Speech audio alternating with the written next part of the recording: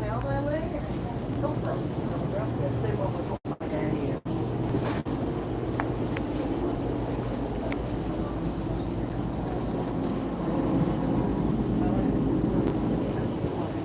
Yeah. I'm not a big fan. Yeah, some are. Some of them not so much. Yeah, good girl. Yeah, I figured.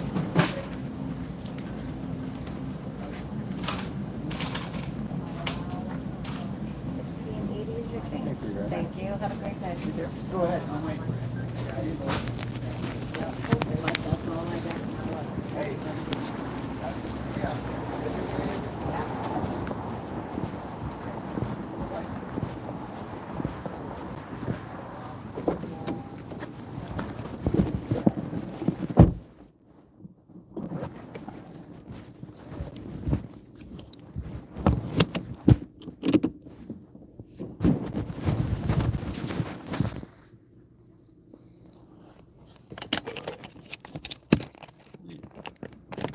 Got some Sony D's. And now we're gonna monetize for watching Dum Dums. Hey, that's not funny. It's because I'm dumb. I mean the other Dum Dums.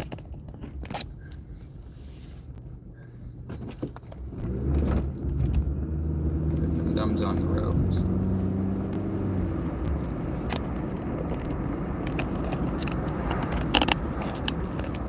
Dum Dums making the video.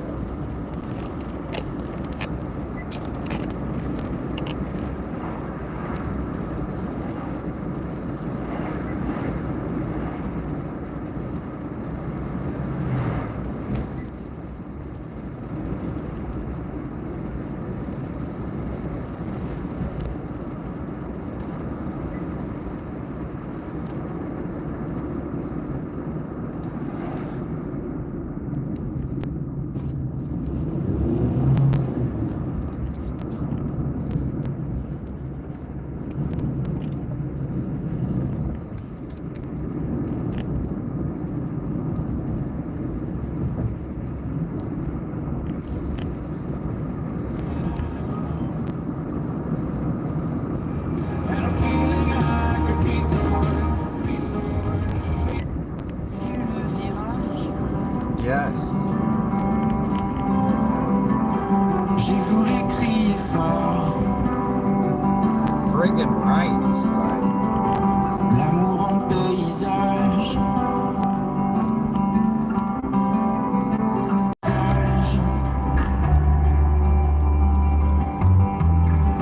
Bien trop jeune, bien trop fou.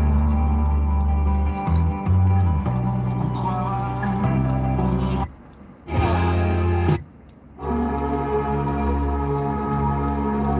This one's also my channel. Everything is about to change. Everything.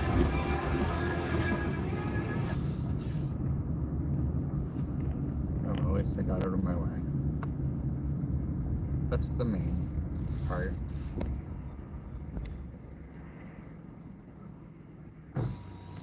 Hey there, welcome to Working Drive-Thru, where you rule. What can we get for you today? I'm gonna get the Matzo Sticks snack pack. Or snack box. Lots of snack box? Sure. Any dipping sauce for that? No, that's okay. Anything to drink? No, that's great. Right on, $6.90 is the total. Thanks for dropping in. Thank you. Guy's like super nice. It's friggin' super nice. Fred probably has a knife up to him. No, not too bad. Yeah, no worries.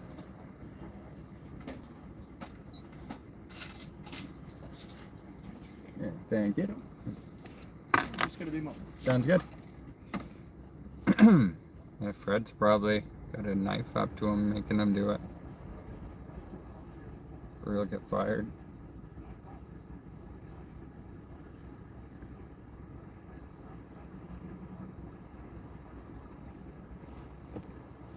Upsell friendliness or you're gone.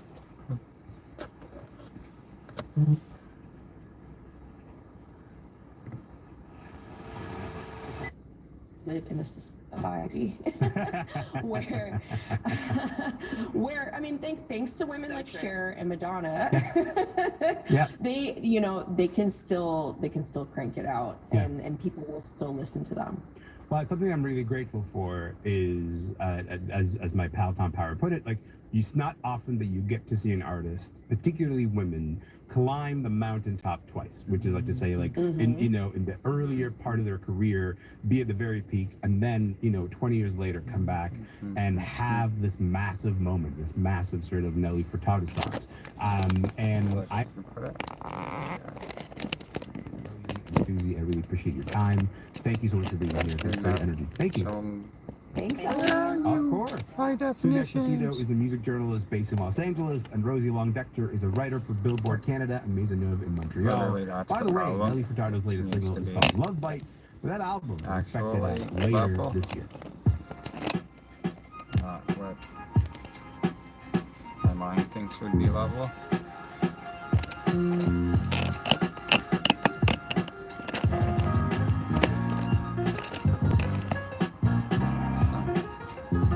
I'm Alamin Abdul Mahmoud, and this is Commotion. Okay, we are going to switch gears. Yeah. I want to talk about a brand new Apple TV show. It's called The Big Cigar, and it centers on the life of Huey P. Newton, the co-founder and leader of the Black Panther Party. This show is set during a very specific period where Huey is on the run from authorities, and it explores what happens when Huey's goals as an activist cross paths with 1970s era Hollywood. Take a listen. The story I'm about to tell you is how I, Huey P. Newton, the Black Panther Party founder, was set free into a prison. All right, listen up. We're gonna get Huey to Cuba in the next 48 hours. Sounded interesting.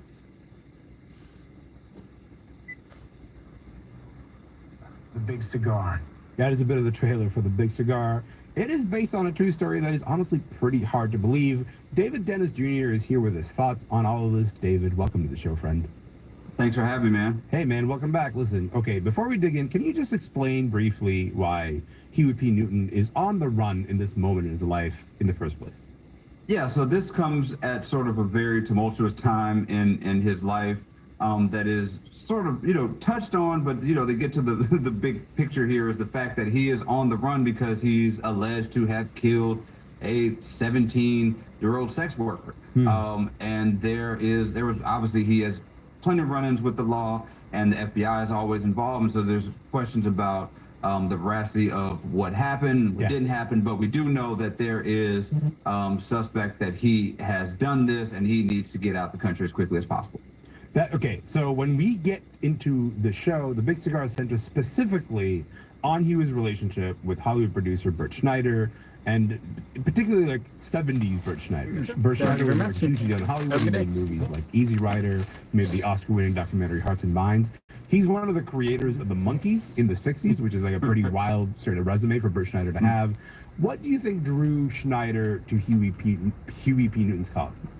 Well, I mean, I think it's also important to note that Schneider is an extreme Nepo baby also. So he, like all of these things that got him in this position came a lot from his father and the stuff that he did. Yes. And so Schneider is sort of part of this movement in California, especially of, what we would call now sort of the liberal Hollywood agenda of folks who want to be involved in these movements, right? And so who want to have some sort of access and some sort of way to narratively grab a hold of the sort of left-wing, maybe communist, maybe, movements that are going on, and the Black Panther Party is sort of the perfect place for that. And so he was really infatuated with Newton. Apparently he had a picture of Newton on his desk and Black Panthers and all that stuff, so he was really wanted to be involved with what they had going on. Okay, so I can understand the sort of political and social capital it would maybe give someone like Bert Schneider to be involved with someone like Huey. What is in it for Huey P. Newton to be involved with Hollywood at all? Well, one is money. So Snyder was putting a lot of bills. He was paying for some of Newton's legal fees, but they were also just cutting these checks. They were funding the movement in a lot of ways. And also, there is a sort of a notoriety that comes with this. It puts you in different spaces to, influence other people. As we see in the movie, see in the show, Huey P. Newton and Richard Pryor have a friendship. So it allows you to sort of spread the message by getting these different rooms, but also just the first thing we see about him is the fact that he's cutting this massive check.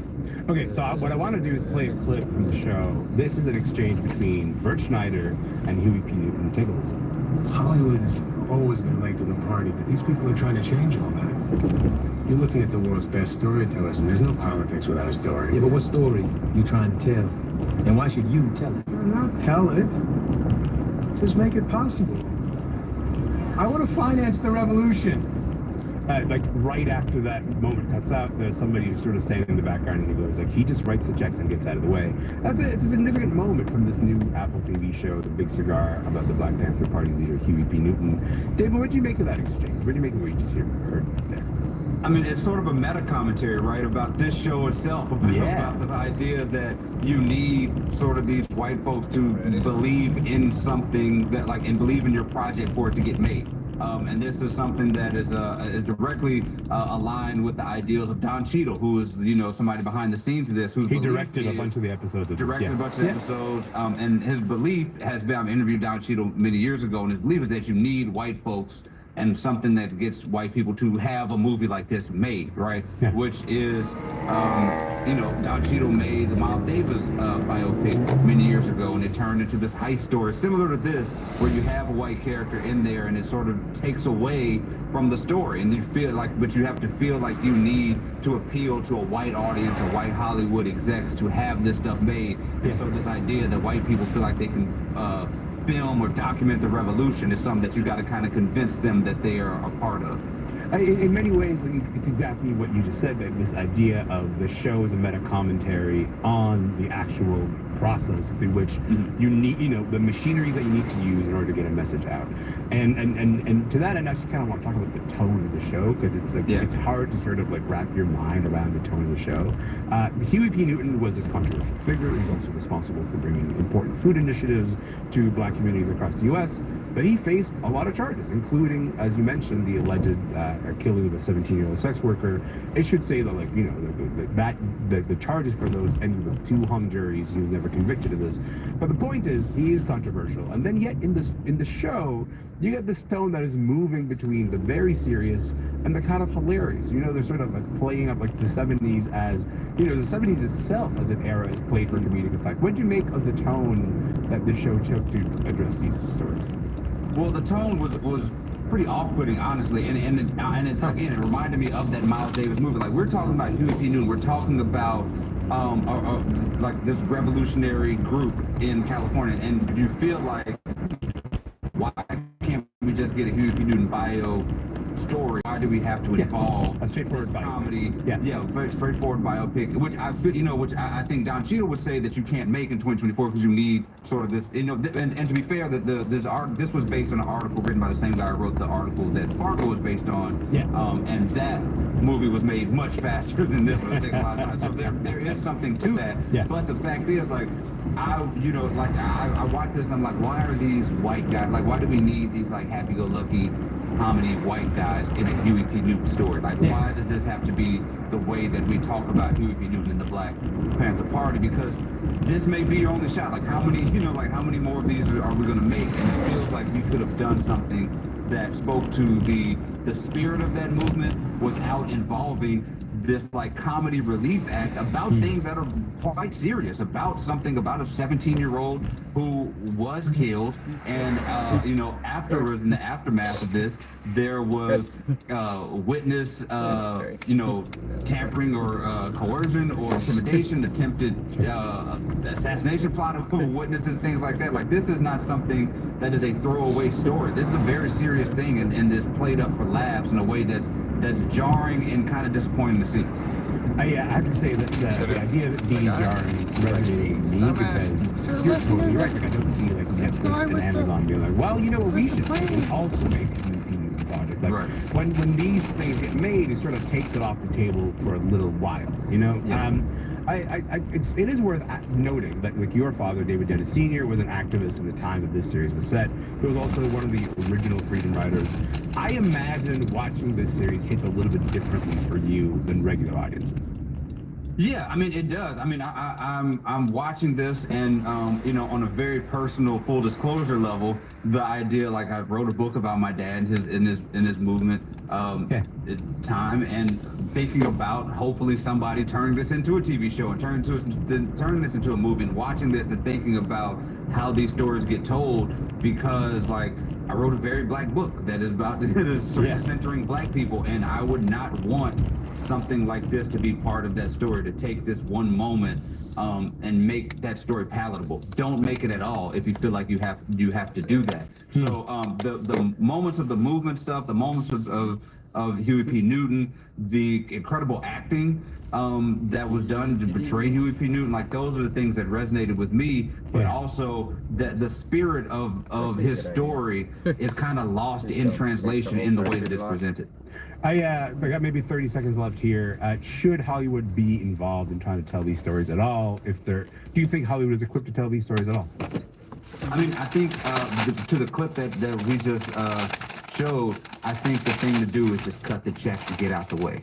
You know, I mean, that's really what it is. The model is there. Yeah. Yeah, the model's there. Cut the check, get out the way, because people make these movies.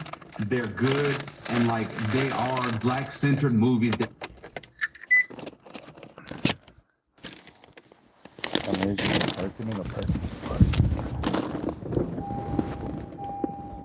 Weirdo.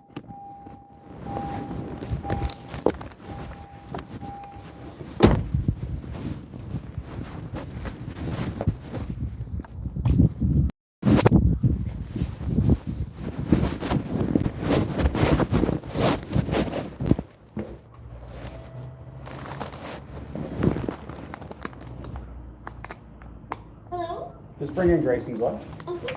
So it actually happens. No problem.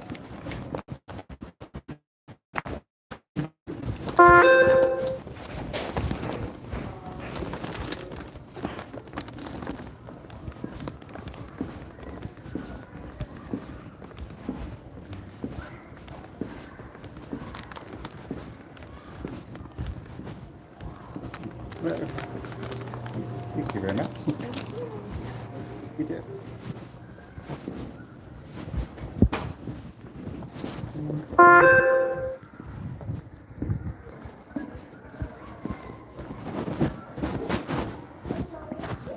Yes.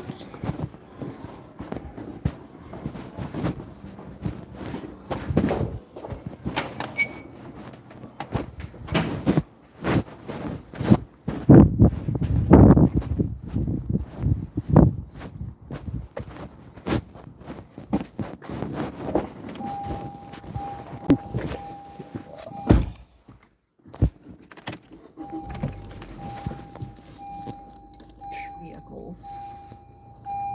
Your next CBC News is at noon, and the weather mainly cloudy, becoming Black a mix belt of and southern karate, clouds, bud. chance of showers in the east, winds northeasterly 20 kilometers per hour, highs of 14 to 26 degrees. Coming up on the cost of living. It's pretty clear the Bank of Canada is going to be cutting interest rates at some point, and that is in the reasonably near future. There's very little debate about the fact that rates are going to be lower as we move through the summer and into the fall. If your mortgage is up for renewal, a rate cut is the sound of sweet music. I wanted to get a picture of this. Hopefully it's the same message.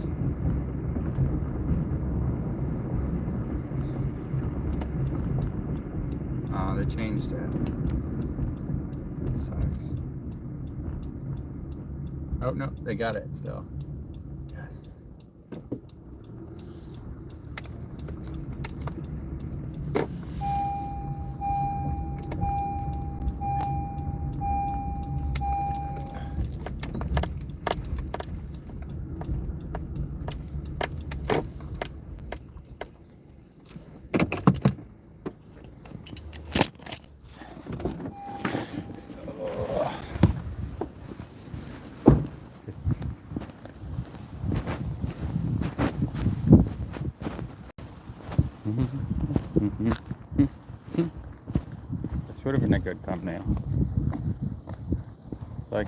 it after.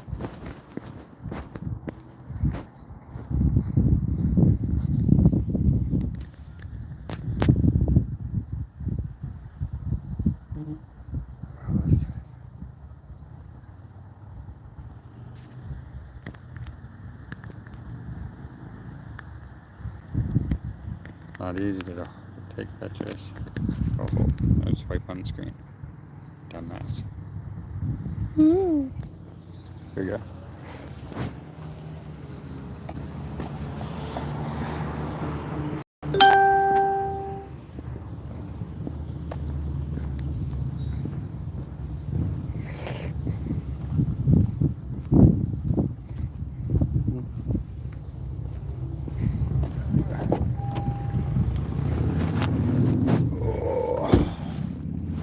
Got $8 and $1 and a 5.